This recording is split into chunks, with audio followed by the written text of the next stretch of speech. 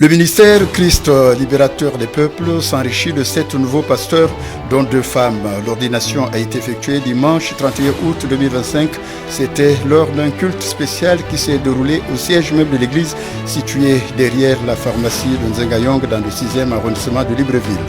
Les nouveaux bergers expriment un sentiment de joie mêlé d'anxiété suite à l'immensité de la tâche. C'est un sentiment de joie, un sentiment de satisfaction et nous bénissons le Seigneur pour cette confiance renouvelée par notre Père spirituel. C'est une grâce. Je pense que c'est une grâce de la part du Seigneur. Nous ne méritons pas forcément, mais le Seigneur en a décidé ainsi. Et c'est une nouvelle étape qui s'ouvre, une nouvelle phase qui s'ouvre pour nos vies. Poids de responsabilité qui nous attend, pour lesquels nous devons répondre aux attentes de Dieu.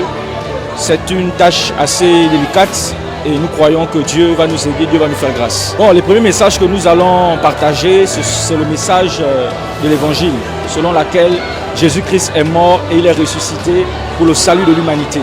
Nous avons été mandatés, nous avons été oints au travers de ce ministère pour apporter l'Évangile dans le monde, dans les nations, pour dire aux gens qu'il y a de l'espoir, pour dire aux gens que Jésus est le chemin, la vérité et la vie et que nul ne peut être sauvé sans passer par Jésus. Nous avons été mandatés pour aider, pour soutenir, pour assister.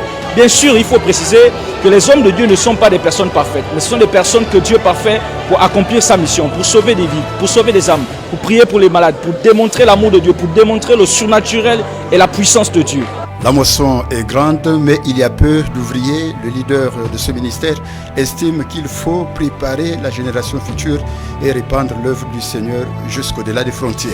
Il n'y a pas de succès sans successeur. Nous sommes déjà en train de, par cette cérémonie, par cette ordination de 7 pasteurs, nous sommes non seulement en train de préparer la prochaine génération, mais aussi c'est pour l'expansion du travail que nous faisons. Ils sont effectivement appelés à ouvrir d'autres églises dans la nation et sur le plan même international. La Bible dit ceci, que Jésus a dit que la moisson est grande, mais il y a peu d'ouvriers. Alors, c'est un ajout aux ouvriers dont nous avons besoin pour l'expansion de l'Évangile.